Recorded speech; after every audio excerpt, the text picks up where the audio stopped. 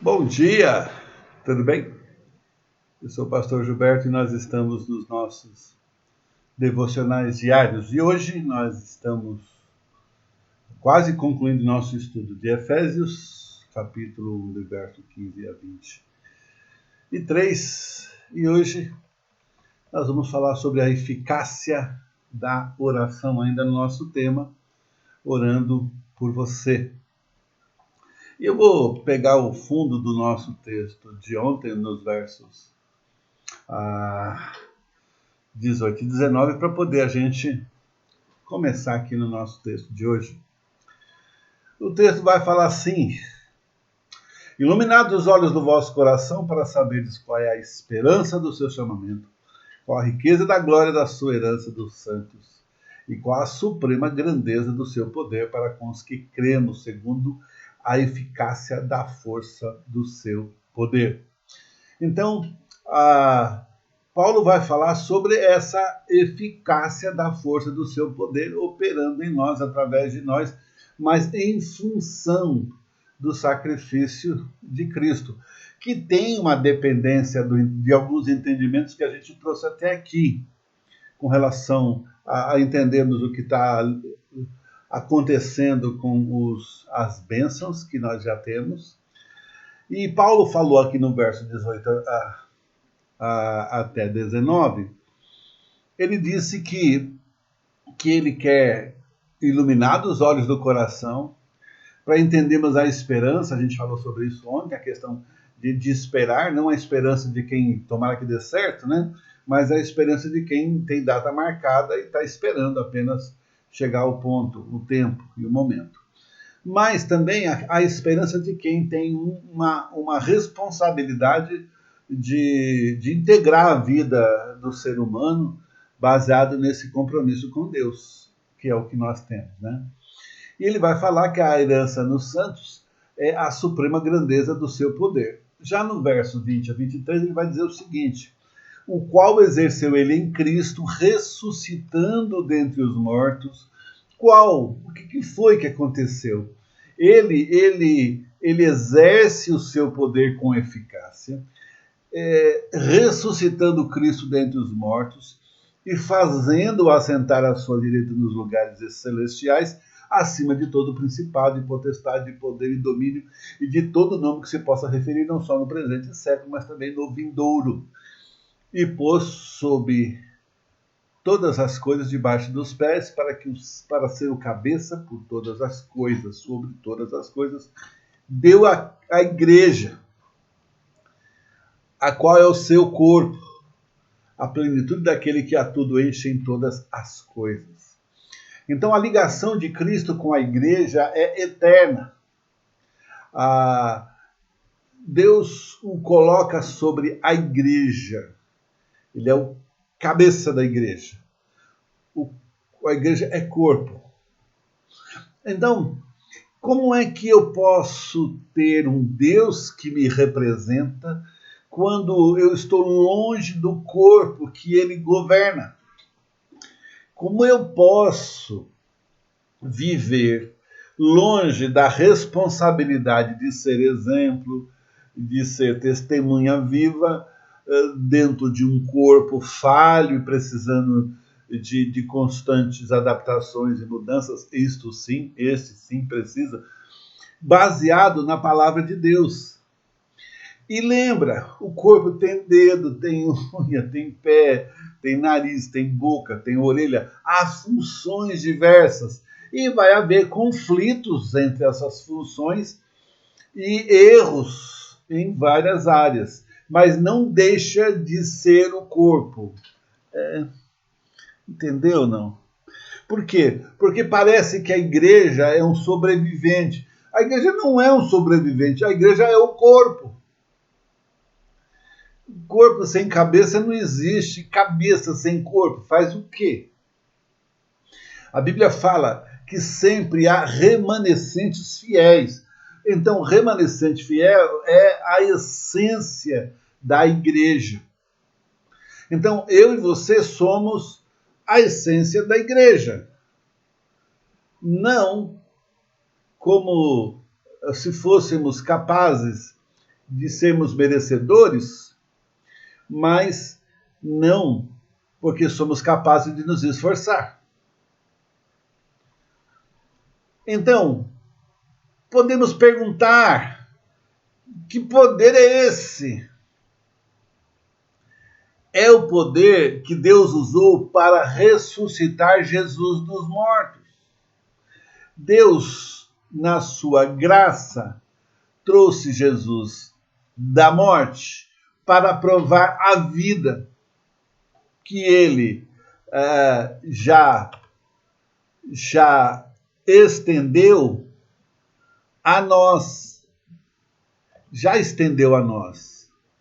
E nós, por outro lado, precisamos entender que a graça de Deus não é um objeto que está à disposição sem responsabilidade. A graça de Deus é para quem a busca. Espero ter sido claro aqui, né? Ela está à disposição de quem a busca.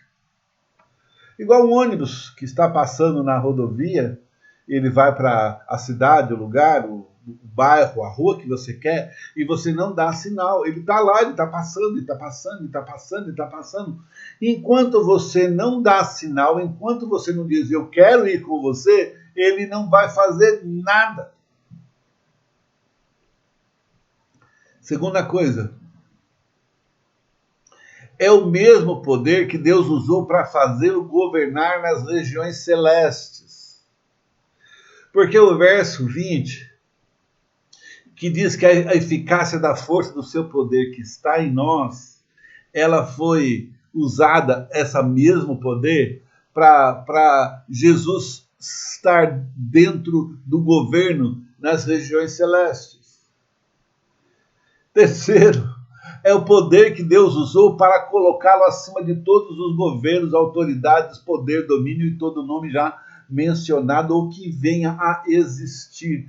Esse é o poder que Deus nos deu. Esse é o poder que vai estar à nossa disposição, digamos assim, quando a graça de Deus que nos alcançou é refletida dentro de uma vida que está disponível para Deus. Querido, não se engane. Não se engane. Deus tem um propósito na sua vida. E eu não vou colocar Deus dentro de caixinha nenhuma, dizer que ele faz ou deixa de fazer isso ou aquilo. Eu vou dizer o que nós estamos lendo. A oração de Paulo é que o nosso coração seja iluminado, para que seja possível a revelação, ou melhor, o entendimento daquilo que é a força da fé, esteja em cada um de nós. E há uma moeda de dois lados aí.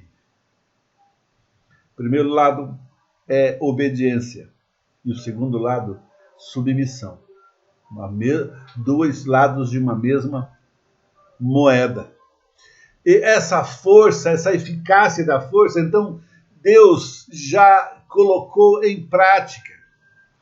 Em quarto lugar, é o poder que Deus usou para submeter o mundo aos pés de Cristo. O mundo será julgado por ele e por aqueles que estão nele. Amém, irmão? Deus vai te usar. Em quinto lugar, é o poder que Deus usou para colocá-lo como Senhor, cabeça da igreja. Voltamos aqui à dimensão espiritual que a igreja tem. Não é um prédio. Eu sei que às vezes a gente fala, eu estou indo para a igreja, né? E você está indo para um prédio. A igreja somos nós. Mas o prédio ainda é a forma verbal, física, da gente estar junto, como corpo. Então, se alguém falar mal, pouco, da igreja como instituição, não dê corda. Não sabe o que está falando. Em sexto lugar, é o poder que Deus usou para tornar a igreja seu complemento, seu próprio corpo. E isso nós precisamos entender e permitir que essa verdade fique clara para nós, de maneira definitiva, para a gente não ficar pulando de um lado para outro, como crianças. A gente vai ver essa história em algum momento aqui na frente. Não são as autoridades constituídas, os governantes, os patrões, até mesmo os nossos pais que nos governam, mas Cristo. Lembra, Ele é o nosso cabeça, o nosso chefe, nosso Senhor, a Ele devemos amar. Eu acho que há uma certa incoerência, né? Eu falo isso para os pais, que às vezes o pai quer ser amiguinho. Ouça bem, não me interprete mal. Às vezes o pai quer ser amiguinho do filho. Amiguinho, o filho vai ter muitos. Pai e mãe, só um de cada. Seu pai não é seu amiguinho, ele é seu pai. Sua mãe não é sua amiguinha, é seu pai. Sua mãe não é sua amiguinha, é sua mãe. Você vai ter muitos amigos. E você precisa de uma mãe e de um pai que fale com você, que te ajude a entender o que é responsabilidade e graça diante de Deus. E você talvez vai se achar um pouco letárgico, lento. Vai achar que você está vivendo no século passado, queridão. Lembra, a vida humana como nós conhecemos, ela precisa de regras que sem elas nós vamos detestar a humanidade, detestar as pessoas, detestar tudo que se faz ou se pretende fazer. Por quê? Porque as pessoas começam a agir para si próprias, em seu próprio benefício. Em Cristo nos tornamos a igreja dele, somos o seu corpo. Ninguém pode ficar fora da igreja. Ninguém pode ficar imaginando que pode viver sem o suporte, a parceria, o cuidado e o cuidando, porque se você pode cuidar, você vai cuidar. Na verdade, você só vai crescer quando você estiver cuidando de alguém. É igual sair de casa para casar, né? Ou morar em outro lugar, que você se torna responsável por todas as responsabilidades de uma casa. É que você vai entender o que papai e mamãe fazia e falava quando mandava desligar o chuveiro, né? Quando dizia que não tinha dinheiro, você sabia que tinha. Mas o dinheiro era para outras coisas. Todos precisamos dela para cumprir a vontade de Jesus. E fazemos isso se fizermos a vontade de Deus, se fizermos mais discípulos. Essa proposta de crescer e de levar o Evangelho. E não apenas levar o Evangelho, mas a disciplina do Evangelho, a disciplina do cristão, a disciplina de quem realmente conheceu a Deus e está disposto a viver esse Evangelho até as últimas consequências. A fé em Cristo e o amor ao próximo me ajuda a conhecer mais de Deus e de seu poder que age em meu favor. Mas esta fé e este amor me levará mais além, me levará a orar pelas pessoas que não conhecem a Cristo, que estão sofrendo, e até cristãos que não conseguem compreender a revelação, entendeu?